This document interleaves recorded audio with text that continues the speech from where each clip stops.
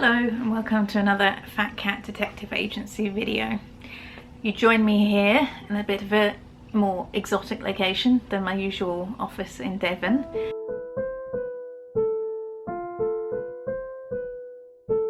I'm actually in Egypt, in Cairo at the moment, on holiday with my parents. They have actually just finished touring around Turkey and going to some historical sites that are important to New Zealand's history. They live in New Zealand, that's where I grew up, so yeah, it's nice to see them. Obviously me living in the UK, them in New Zealand, we don't see each other very often.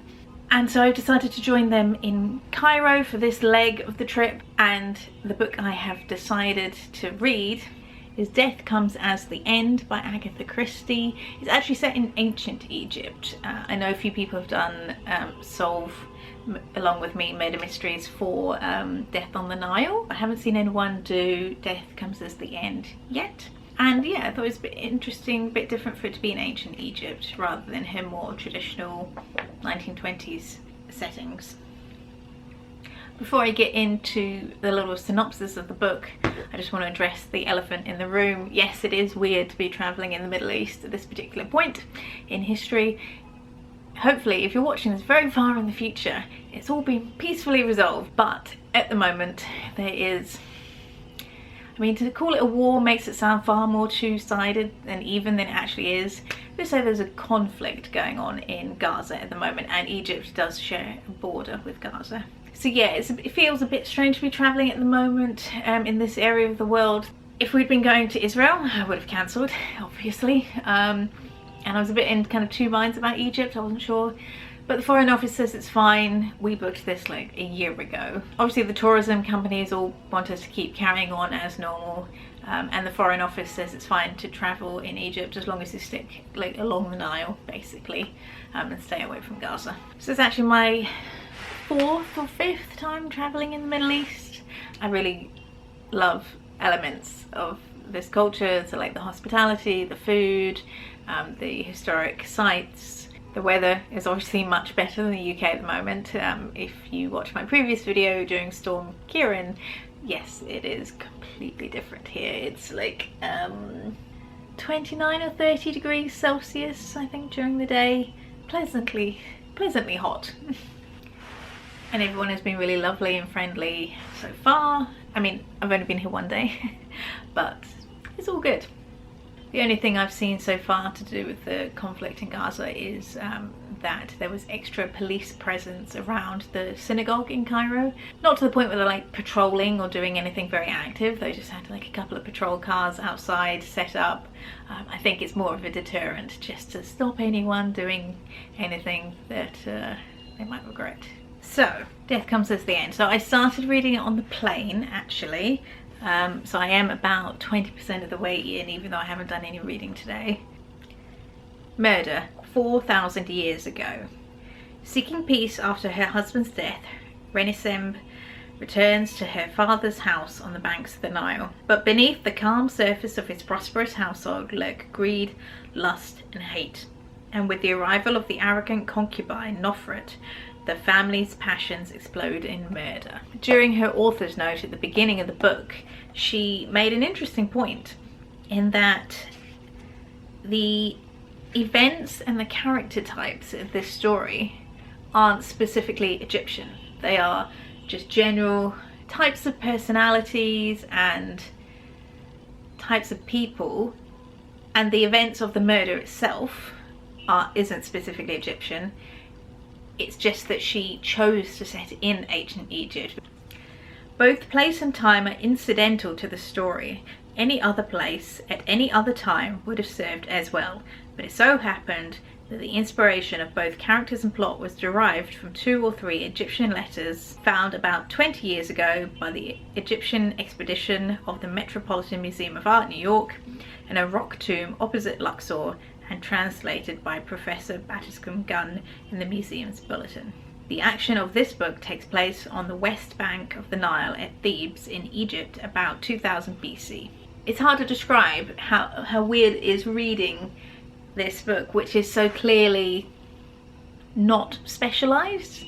Like, Really, the only specifically Egyptian thing I've come across so far is that the job of the patriarch of this family is he's a car priest, which means he was, as part of his job, he was left a particular tomb to look after, and it came with a whole bunch of land and property and resources and a house, I think, as part of it all.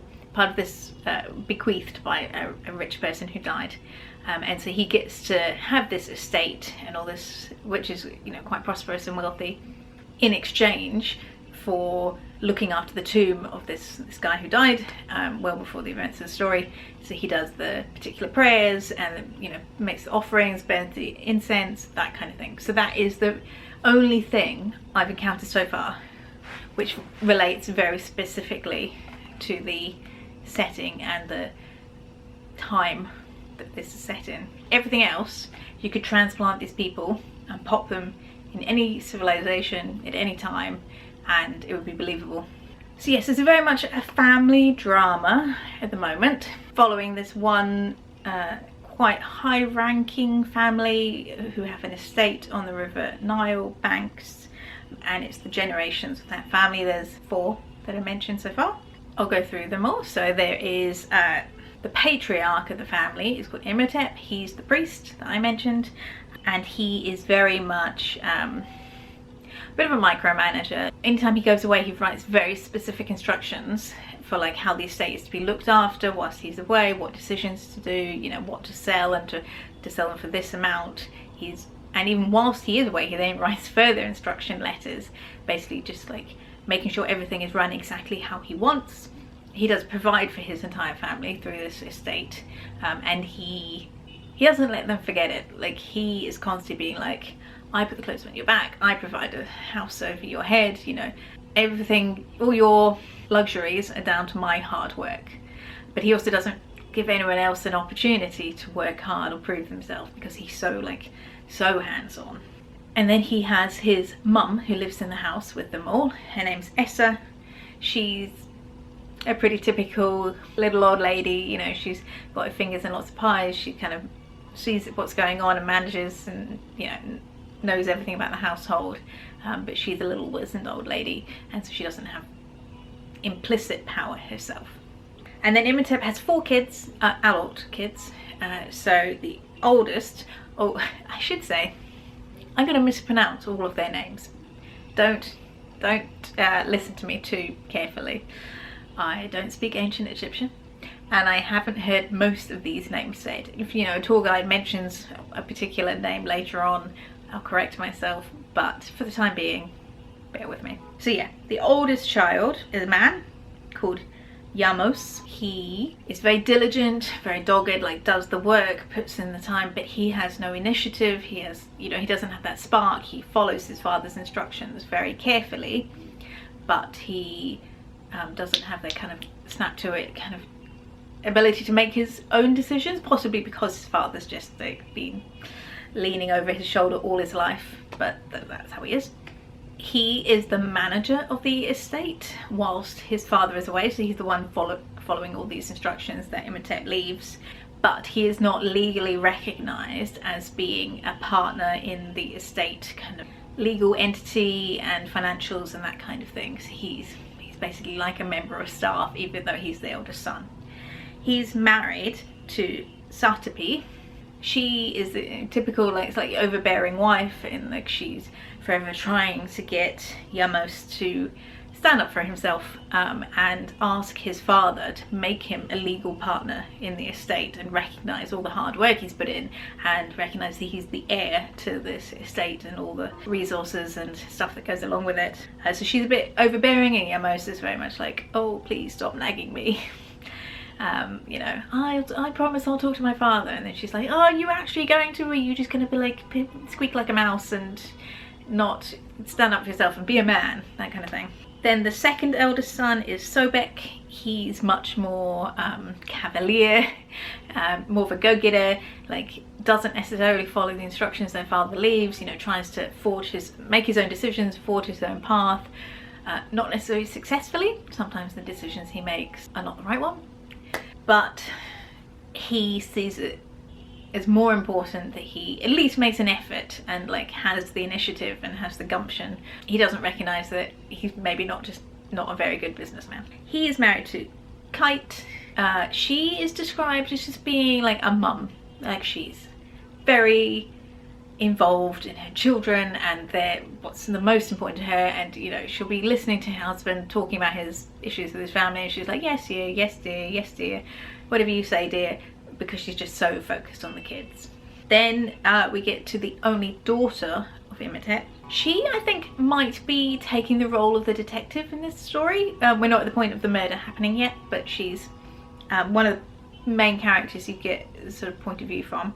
Now her name, I'm definitely going to mispronounce, I want to say it's like Renisend. So she is a widow. Her husband recently passed away. They're married for 8 years, they have a kid. So she was very happily married and living elsewhere, but upon the death of her husband she has returned to her father's house with the kid. She views it as very much like nothing has changed. Like, they're all the same kind of personalities, they're the same characters, like everything's the same as it always has been. She's returning to, you know, the comfort of her paternal home and settling into the familiarity of the routines of the household, basically. The only thing, she does have a slight element of not being like other girls, in the sense that she can only spend so long with her sisters-in-law and all their like maternal, feminine bickering, talking about the kids a lot, you know, slight, you know, bitchy backstabbing natures, and then she has to take herself away and just have some peace and quiet in a more like scholarly, settled environment. And then the fourth and final child is another boy. He's 16, he's called Ippy, so he's not married, but he is just at the brink of like boy and man, and he really wants to prove himself and like strike out on his own and do well, but he is very spoiled by their father, to the point where other people are having to tell Imhotep, like, don't give Ippy all the power, he's only 16, he can't handle it yet, you know, I know he's your favourite, but like, let's take it down a notch. And Ippy, you know, he would run the place if he could. If he was given the power, he'd run away with it and probably all fall apart, but their father doesn't recognise that. Two other important members of the estate at the moment, but not actually direct family members. So there is a servant or an old lady who lives with them called Hennet.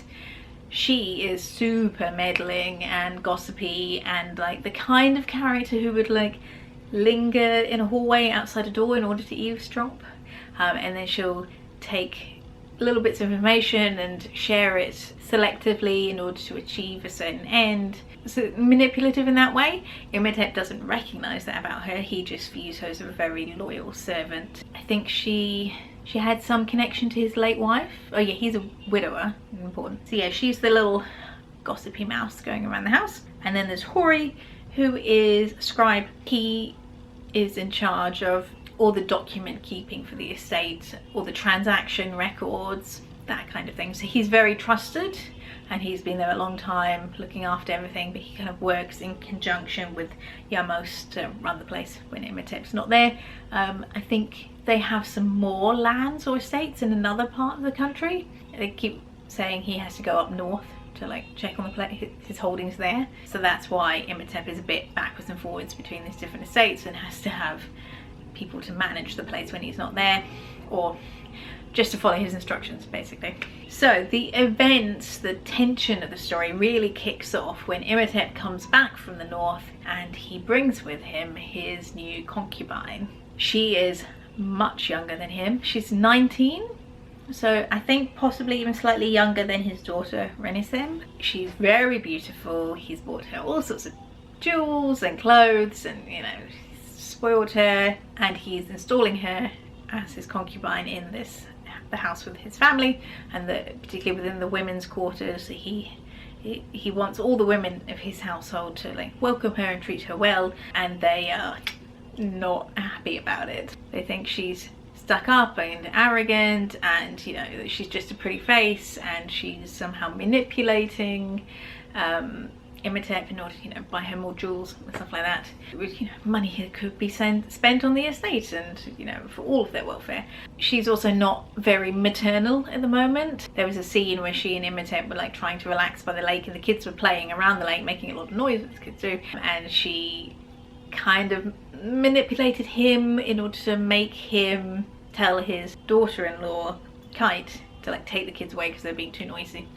And Kite, obviously, as the maternal character, was appalled that, like, why would you send the children away? They're having so much fun, you know, they're always here, they always play by the lake.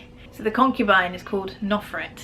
I don't think I said that. So it was Nofret's kind of manipulation and interference which changed the way things were always done. So yeah, she's an unpopular character, and there's things in the description of her, like, you know, she's described as having like a cunning smile, or like having like a little wicked streak to her, or, you know, she has Imhotep twisted around her little finger.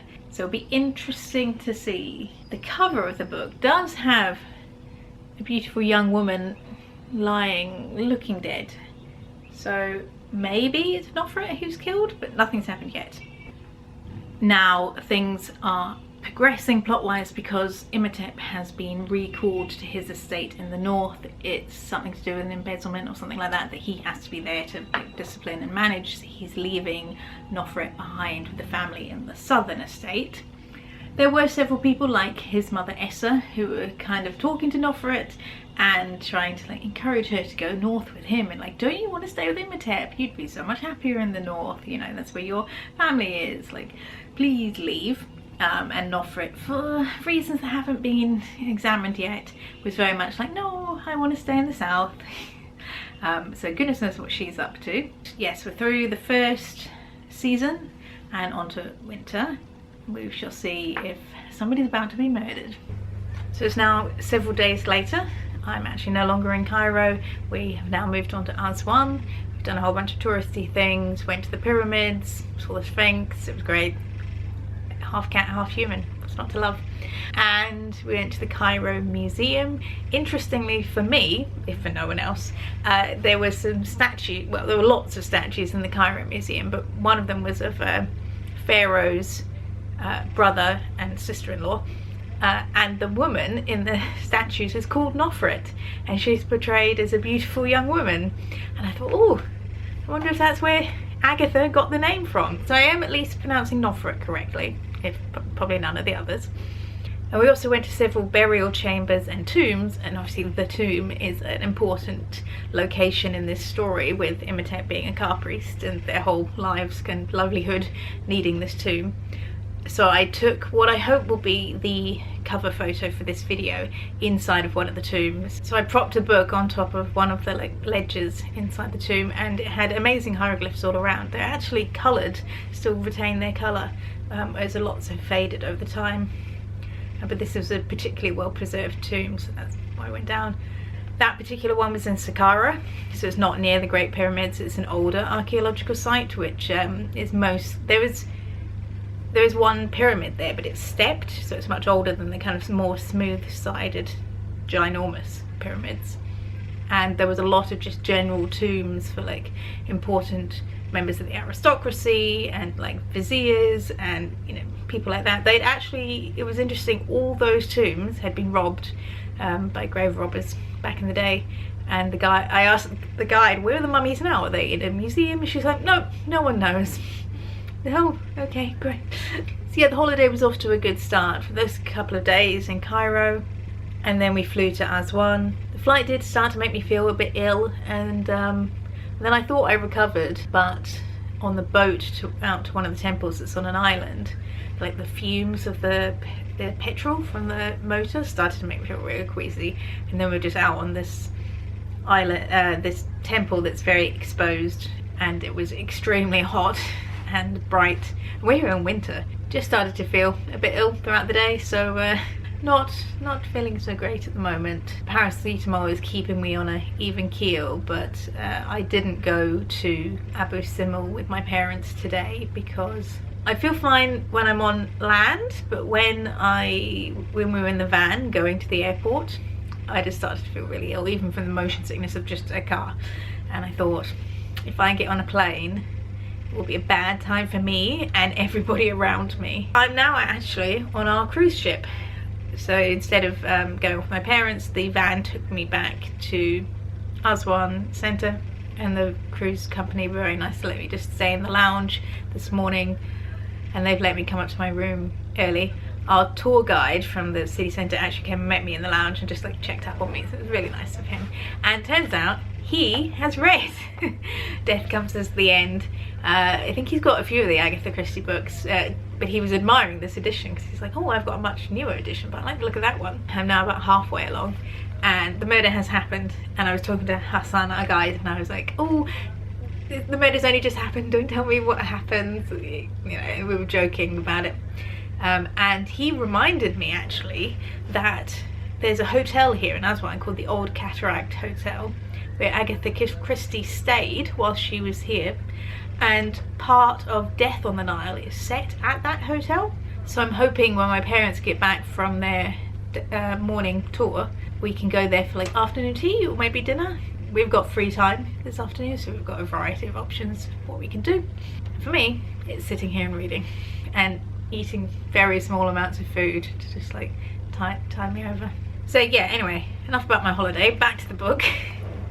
As I say, I'm about halfway along and the murder has happened. As I said, Imhotep went back to his estate in the north, so Nofret, his concubine, was left behind with the family. Tensions arose, things got worse and worse. They were just basically all just winding each other up. Nofret seems to be really unhappy, like right from the start, before anything has happened.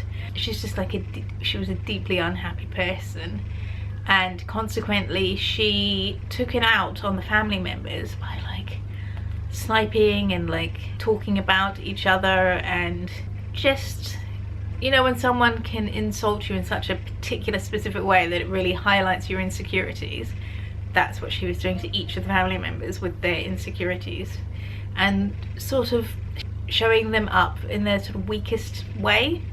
As a result of that, they hated her and started picking on her. It was really bullying, but very subtle, like nothing that she could take to Imhotep as being specific proof of like, your family are being horrible to me and this person did this thing. It was more things done to her that had later effects, so like over seasoning her food and under seasoning her food and like ruining some of her dresses, and that kind of thing was just like little psychological. Then things came to a boil when Nofret was walking back towards the house, and one of the children like ran in front of her, basically just stumbling around, and she was like, oh, get out of the way, stupid child, and pushed the child fell over. Kite saw this happen, and she's the very maternal one, so she came up to Nofret and was like, you bitch, and slapped her. And one of her bracelet or her ring caught on Nofret's cheeks and cut her so that she bled a little bit. Nofret with this, then they're like, ha, now I have some proof of this bullying that's been going on. She went to Kameni, who's a scribe who's in the house at the moment, and had him write to Imhotep saying, your family are being horrible to me, they're all a bunch of bastards, you told them to be nice to me whilst you were away and they're all horrible and they've been picking on me. Imhotep wrote back furious at his family, like absolutely felt that their treatment of Nofret was a reflection on how they felt about him, and saying, you know, I told you to look after Nofret, you know, she's one of my women, you were supposed to welcome her into the family, like how dare you, you know, I hate you all. And he threatened to disinherit the two elder boys in particular, and he was like, you're no sons of mine, I'm not going to make either of you partners in the business, like as far as I'm concerned you can all stuff off. He didn't threaten to disinherit Ippy, the youngest son, but he was very much like, you've been a stupid boy, you know, consider this a warning. Oh yeah, and then even going as far as saying the two eldest boys could like just stuff off with their wives and kids, like just, you know, no longer be part of the family essentially. It was a very heated letter and had ripple effects throughout the family. They were all furious, you know, saying like, this woman has turned our father against us, how dare he threaten this, you know, how you know, this is going to tear the family apart. She's such a bitch, like we all hate her. And then in this heated moment, some of them did make threats against her, whether it was all talk and no action, because it was multiple people saying things. Like even Ippy like stormed off going, "Where's Nofret? I'm going to, I don't know, do something." It's unclear what he was going to do, because yeah, he's probably all bark and no bite. Renny Semb was actually trying to warn Nofret, trying to, even in advance, saying like, you know, we could be friends, like you're a bit of a stranger here, I'm part of the family, you know, we should try and like all get along. And for a brief moment Nofret did consider that, but then she, you know, put on her steely mask and was like, no, I hate you all, basically.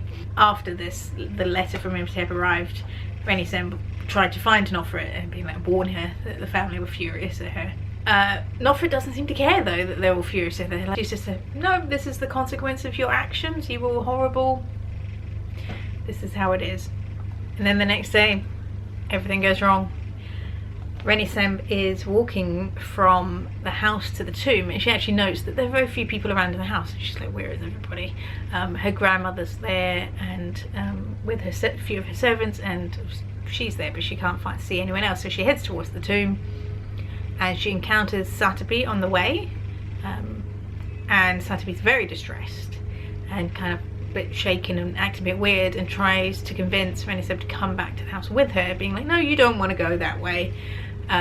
But Renny Semb's like, no, I'm looking for my brothers, I'm gonna head up to the tomb, see you later. And yeah, just a few paces later she sees the dead body of Nofret. She had fallen from the cliff top, and so was just smacked her head open on the rocks basically. As she's there, Yamos and Hori come down the slope from the cliff, see the body as well. Everybody, you know, starts sorting everything out and getting, and everybody at the moment, or at that point, is saying she fell, it was an accident. Imhotep obviously comes back from his estate and is very upset by it all, kind of saying like, what the hell happened? Everybody sticks to the story that she fell, but Renny Semb has a bad feeling about that story. And then people start to act differently. So Satapi, who is normally like an overbearing wife, suddenly becomes very meek, and is like jumping at shadows, and no longer gets into arguments with her sister-in-law, and just complete 180 personality change. Yamos, who is previously overwhelmed by his wife's personality, sort of steps up and starts becoming a bit more assertive and commanding and sort of taking hold of this job situation. Kite, who was previously just like maternal and a bit dumb, takes advantage of Satapi's change in attitude to become more assertive and to claim things that Satapi would previously had first dibs to, amongst like the household goods and that kind of thing. Now everyone is acting strange, in complete contrast to Renny Semb's first impressions when she first arrived back home, saying nothing has changed. Hori explains it to Renny Semb as being saying like, oh, these people have always been like this, but previously they put on a mask, you know, of confidence or of feeling run down, and so now they're coming into their true personalities because this event has shaken up everyone. Just a bit weird thing to say. And the reader is, you know, knows that Satapi knows something. I don't think she actually killed Nofret, but I think she saw who did, and it really shook her. So it would be somebody who had some kind of hold over her or some position of authority, and she felt that she couldn't speak out against them, but now she's been spooked. Now at the point where I am in the story, Nofret's been mummified, put in the tomb, all her stuff's been put in there, all sealed up, completely supposed to be done with, but obviously isn't. Some time passes, and then there's another event. So Renny Semb and Hori are walking back from the tomb, and they see Satapi and Yamos up on another path further up, and they're meant to, you know, wait and join each other. They're like, oh, we'll just wait here a moment, they'll catch up with us. But Satapi then starts acting really weird, like she gets really jumpy, and she kind of looks behind her and sees something but nobody else sees what she's seeing, and she starts kind of babbling a bit. Yamos obviously is quite concerned about her and kind of goes towards her to try and be like, what's wrong? When Satobi stumbles and falls off the cliff and hits her head on the rocks. So we now have another death, which I was not expecting. Because Reniseb's so close by, at this point she runs down to Satobi's, see if she can like help at all. And Satobi's last word is the name Nofret. Yamos also says that she was saying Nofret when she was babbling, and he's insistent that she was looking at something beyond his shoulder, but he turned around and couldn't see anything. So now the suggestion is that Satobi saw Nofret's ghost, or was so filled with remorse for having killed Nofret that then got so alarmed by the sight of the ghost that she fell off the cliff. Agatha Christie doesn't often put supernatural elements in her books, with the exception of the Mr. Quinn series. That's the only one I can think of off the top of my head that definitely has like a supernatural weird element. It's actually one of my favourite stories, by the way, the Mr. Quinn series, but they are all novellas, so he's not as famous as the other kind of detective characters. So my current theory is Satobi saw Nofret's murder, so alarmed and haunted by it. But in terms of who I think the murderer is, my suspicions are currently actually in Hori, because there's just been a few little lines where he's given a suggestion that, because he's the manager of this business estate, it's just the suggestion that he thinks about the bigger picture and about the welfare of the family as a whole rather than the individual people within it, and that he wants to protect the family from Nofret and from Imhotep's foolishness for getting together with this woman who's significantly younger than him. I think he might have been working with other people, but I think that would be the motivation behind it. He seems like a really nice, sensible man, but even sensible people do stupid things sometimes. Also in the past, he's been the go-to person when Reniseb needs something fixed. She thinks about it in terms of like fixing physical objects, like her toys when she was a kid, but that's putting up the idea in my head of him being like a fixer in terms of like, if there's a problem, he will sort it out. And Nofret was definitely a problem. I'm not sure why Satobi would feel so scared by him. Like, he is an important person in the business and the estate management, but he's not actually a member of the family. He's not the patriarch. But maybe because he's so close with Imhotep, like, Satobi would consider him of equal authority. At the time that her body was found, he was walking with, I think it was Yamos, one of the boys, one of the men, back from the fields, and they actually said they had been in the field for a full hour and they were just heading home now. So I'm not sure how my theory fits in with like his alibi and the timings and everything. We don't have specific timings in this book. Like, normally there'll be a coroner who says, oh yes, they died between 9 and 9:30 in the morning. Not in ancient Egypt. They're not that specific, or at least Agatha's not that specific with their timekeeping. So it's more trying to figure out who was where, when, in relation to when the body was found. But I mean, time of death could have been quite different to when her body was found, because Reniseb didn't actually see her fall. Like, her body would definitely been there for a bit. And maybe when Satobi was walking down the path, she also saw Nofret's body already dead there, and that is what spooked her even more. So maybe she saw an incident, didn't quite know what it was, and was like, oh, that's weird, went further along the path, then saw Nofret's body and was like, oh, okay, that is what I saw, or what she thought she saw, and that is what alarmed her. I don't know why she would then rush back to the house and be, you know, turn a blind eye and be like, no, don't go there, don't look. But maybe she's just having a panic response. There's also the possibility that, you know, it's somebody like Ippy who murdered Nofret, and if Satobi saw that, then she would get, although Ippy, you know, has no power over her, he's much younger, she would know that Imhotep favours Ippy, and to try and say that Ippy was a murderer would not go down well with Imhotep and would have, you know, dire consequences for many family members. So yeah, I'm about maybe even 2/3 of the way now, so still a fair bit to go. I will update you if I have any more ideas. That's what I'm thinking at the moment. Oh dear, oh dear. The body count is racking up. Once again, didn't see this coming. Yeah, so now we'll the son Sobek is dead as well. Everything was kind of settling down after Satapi's death, and they were like getting ready for the burial and everything.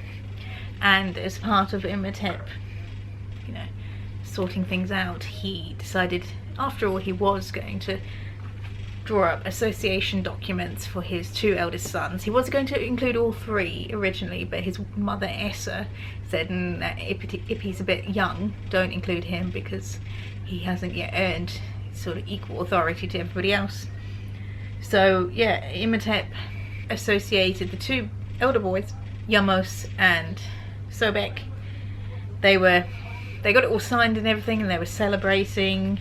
They were having wine on the porch. As soon as Agatha started writing about the wine and describing where the jar was and who was there and being very specific about the wine, I sort of thought, oh dear, it's gonna have been poisoned. And yeah, it was. So they were all 4 of them, so Imhotep, Yamos, Sobek and Hori were drinking the wine at the beginning. Then there was a problem on the farm, so they all dashed off to sort it out. About an hour later they came back. Just Yamos and Sobek came back earlier and were drinking the wine. Sobek drank it quite quickly, and Yamos, being the more, you know, sensible one, was sipping the wine, and then they both fell down poisoned. And I'm just on to the next chapter, and they've just said, yeah, Sobek is dead, and Yamos is hanging on to life by a thin thread. The physician is with them, saying prayers over them and trying to pull him through. It's not looking very good. This doesn't, I think, make the reader think that Ippy might be guilty for having been snubbed, but that's pretty extreme. Like, it's one thing to make everyone maybe a bit ill, but to kill them all, I don't think it's likely. Renisteb still thinks it's the ghost of Nofret, so she's sort of praying to Nofret, saying, please don't kill Yamos, he's not guilty, he didn't kill you. Renisteb still thinks Satapi did it. She's sort of saying to Nofret's ghost, you've already taken Satapi, you know, Yamos is not to blame for his wife's actions. Have you ever seen me at all? Oh, it's blinding. At least you can admire the Nile. And now the cruise is now underway. So I think last time I updated you, there had been 3 deaths, and now 4. So the body count is really racking up. So as well as Nofret, Satapi and Sobek, there is now a little servant boy whose name I either can't remember or we were never told. He was a complete innocent bystander who got caught up in this family drama because he saw what might have been the poisoning incident. He was walking past the courtyard and he saw a woman wearing a coloured linen dress and a particular golden necklace put her hands over the wine urn. He didn't say anything about her dropping stuff in it, but he just said she put her hands over it, and he didn't recognise her as particularly being anyone in particular from the family, but he didn't know the family all that well. He was like worked on the outer fields. He did tell his story of what he saw to the family when he learned that Sobek and Yamos had been poisoned and they needed like explanation and help. However, the next morning, because Essa wanted to question him further, the next morning when people went to get him, he just didn't wake up. They think he was given like a milk of the poppy kind of drink and went to sleep and never woke up. So yeah, he's an unfortunate collateral damage, and there was something about his story that Essa thinks is important and wanted to kind of question him further on. So that's unfortunate for all the detectives in this situation, including me. So now I think there might be 2 separate incidences going on. So the death of Nofret was one crime, and now somebody else is being opportunistic and thinking that they can get away with further murders, and it will all be blamed on the malevolent evil spirit of Nofret. And I can fully believe that they might be 2 separate things, or they might be one connected, in terms of the original murderer of Nofret could be working with a woman, or maybe is a woman themselves, who's dressed up in Nofret's clothes and is doing the further crimes. So like standing behind Yomos to scare Satapi into like falling off the cliff and poisoning the wine. So it could be two people working together to have the original crime and then the follow-ups, which they know will be blamed on the evil spirit. It's hard to tell if they're connected or not. The detective role in this story is kind of being taken on by Essa, Reniseb and Hori working together at the moment. They've just had a conversation where they're kind of they're just thinking through like who could it be, what the motivations be, who had the opportunity. Hori is quite a learned man. He's the one who's kind of thinking ahead and thinking, well, who would benefit from Nofret's death, who would benefit from Sobek's death, you know, was Yomos meant to die or not? What they haven't considered is that Yomos might have been the one who arranged for poison to be put in the wine, as he was deliberately sipping it quite slowly to make himself ill and therefore not a suspect, but not enough that he would die. But he knew that Sobek, being, you know, very vivacious and brash young man, would just drink it off quickly. Ippy is being such a little shit. He is just like bouncing around the place, all happy that his brother's out of the way, because although Yomos didn't die from the poison, Ippy says that Yomos will never fully recover, like he'll never quite get back his energy and his capacity for hard work, and that therefore all the trust and responsibility is going to go to Ippy, and you know, it's his time to shine. And soon, when his father gets old and starts to get a bit more infirm, he will be the one calling the shots. And I can't tell if this is a guilty person talking about like why they committed their crimes, or if he's just being a shitty brother and an annoying 16-year-old boy. I suspect it's the latter, because in an Agatha Christie book, the murderer doesn't normally go around bragging about like their plans. I still haven't read anything that completely convinces me that it's not Hori. When he, Essa and Renisem were talking around the lake, he even said to them, we have to consider that the murderer might be one of us three. And then when he was doing his like predictions and talking about motivations, he did kind of have one which was a bit half-hearted.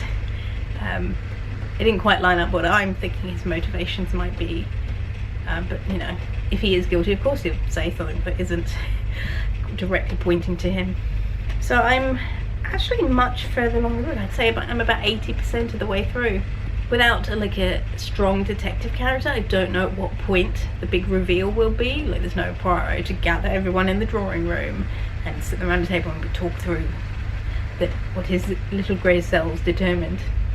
My theory about Hori and his protection of the family doesn't really add up with the murders of Sobek being taken into account. So maybe they are two separate things. Because if it's about protecting the family, I mean, honestly, it'd be better to get rid of Ippy, because he's clever, but he's an idiot, if you know what I mean. In other news, before we left Aswan, we went to the Old Cataract Hotel. I will put B-roll and photos here, but it's the hotel where a whole bunch of famous characters stayed, including like Winston Churchill and Howard Carter and Maggie Thatcher, but also, more importantly, Agatha Christie stayed there. So we weren't able to get a table the first time we went because it was the afternoon, and we'd planned to have afternoon tea there, but apparently it's like super popular because of the Nile sunset is around kind of 5 p.m. So we went this morning instead around 10 and had much better luck. Just had like a morning cup of tea on the terrace associated with the bar, and a mocktail each. This is me and my mum, we went together. Beautiful old colonial building, beautiful terraces overlooking the Nile, great view. And I went into the library and there were not any Agatha Christie books, which seems like a crime. You know, at least I got to sit there and chill out for a bit. Read a few pages of this. I had a nice little trip with my mum. We were only there for a couple of hours, but just sat, drank tea, relaxed. Lovely. But now we have departed Aswan and are on our way to Komombo. It's the first stop.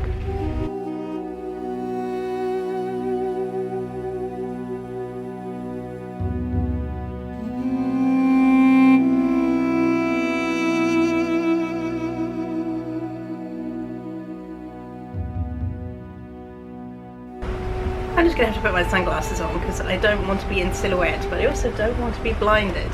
But I want to show you the Nile and its surrounding vegetation, very lush green area passing by. So yesterday I said that if Hori really wants to protect the family, he should kill Ippy, and now guess what's happened? Ippy is dead. They're really dropping like flies. He was drowned in the river. So now this is that, and a couple of other things that Ippy said and did have made me kind of finalise my idea about who done it. So this is my official Fat Cat Detective Agency guess for Death Comes at the End. So I think there are two sort of sets of crimes, but they're linked together. The first is Hori is the murderer, and he killed Nofret in order to protect the family from her malign influence. Satapi saw something which spooked her. I don't know if she actually saw that it was definitely Hori, or she just saw the crime happen, or something completely got her all wound up and scared. So Hori arranged something to like spook her even further, and so much so maybe just like seeing Hori walking along the cliff edge like reminded her of what she'd seen before, and she had sort of flashbacks and became so overcome that she fell off the cliff. So that's one set of crimes. Then, because everybody was blaming Satapi's death on Nofret's ghost, Ippy saw this as an opportunity to get rid of his brothers, because he thought any deaths that happen now would all be blamed on Nofret's ghost. And of course he was mad at not being included in partnership with the estate. So he poisoned the wine in order to get rid of his older brothers. Then he told the little shepherd boy to tell a story about seeing a woman poison the wine, or put her hands over the wine. This ensured that everybody still blamed Nofret's ghost. He then gave the little shepherd boy milk and poppy in order to like have a peaceful death, but it would mean that his story couldn't be cross-examined and looked into further, because if it was something Ippy had told him to say, then he wouldn't be able to hold the story up to cross-examination from someone like Esther.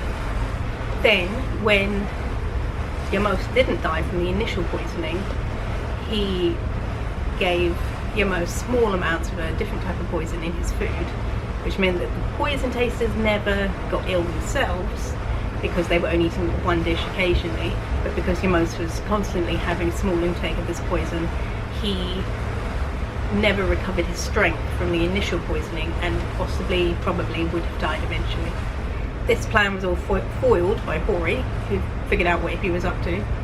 So Hori killed Ippy in order to again protect the family, because Ippy was, I mean, he might have grown up to be a good estate manager if he wasn't an impudent little shit.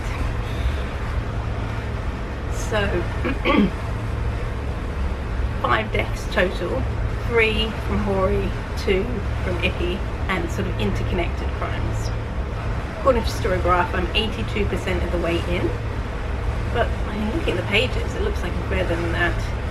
I did think we might have the big grand reveal when Esther called a family meeting, but it wasn't that. It was that she wanted to question Hennet on some things that Hennet had said. She wasn't actually accusing Hennet, but Hennet kind of took it that way and had a bit of a breakdown. But the important thing from that meeting wasn't actually Hennet's behaviour, it was that when Esther was putting forth her questions, somebody else tensed up as a sign of, and Esther takes that as a sign of guilt. So it's just a matter of who tensed up. Now of course I'm concerned for Esther, because if the person realised that they'd done that, they might realise that she knows what's up, and she might be next for an accident. I hope she's okay, because she's a pretty cool old lady. There was a funny conversation she had with Imhotep where they were talking about how the embalmers are at their house all the time now, and Imhotep was complaining about the cost, and Esther was just like, they should give us a bulk discount, they're here so often. So yeah, she's a pretty cool lady. I hope she gets to survive this.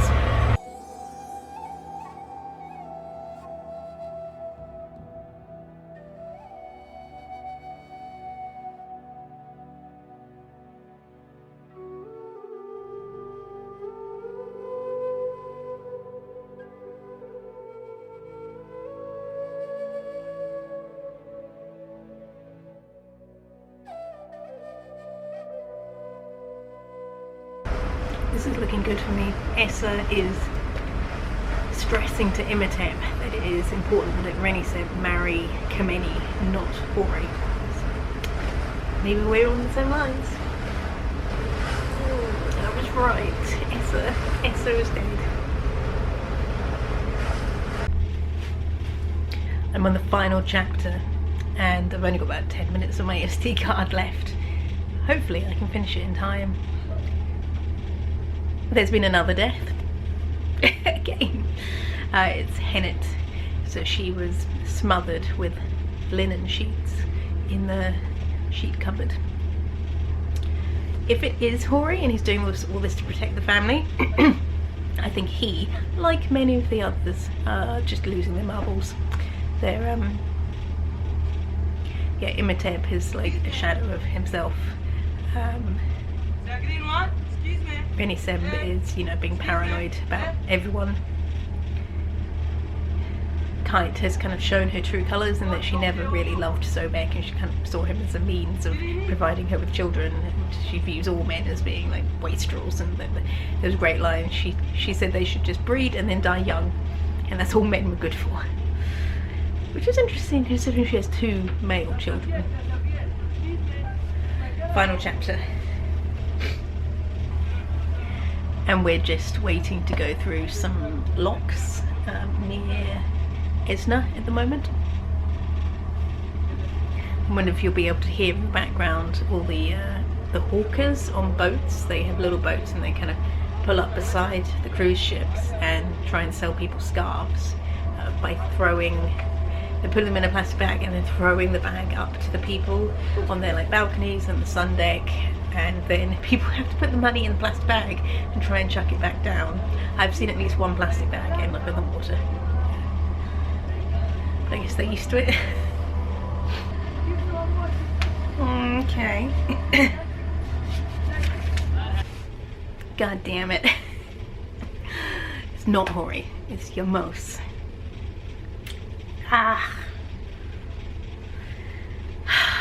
So Reniseb was walking down the path from the tomb and she heard footsteps behind her, and it was Yamos reaching out, kind of like trying to strangle her or throw her off the cliff or something, revealing that he is the murderer.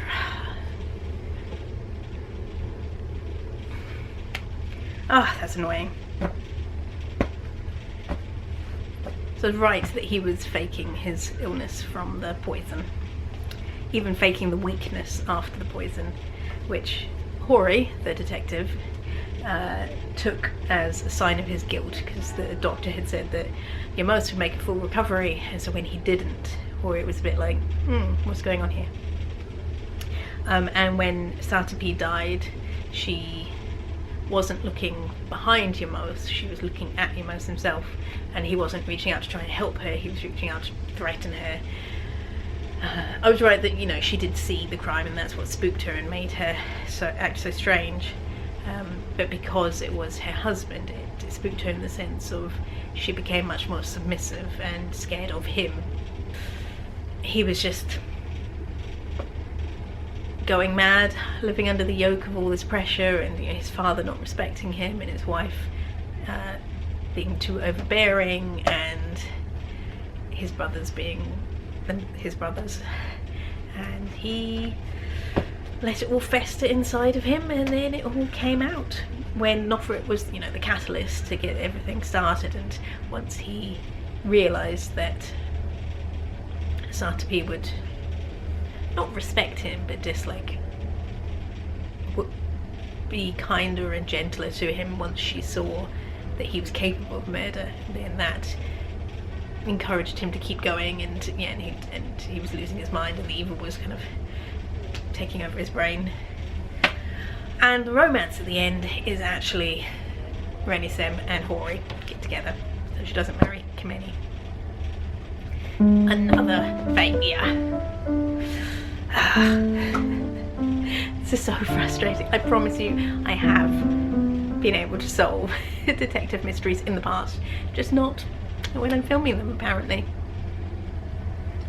Oh well, thank you for joining me to read Death Comes at the End by Agatha Christie and In Egypt, and I shall see you next time. This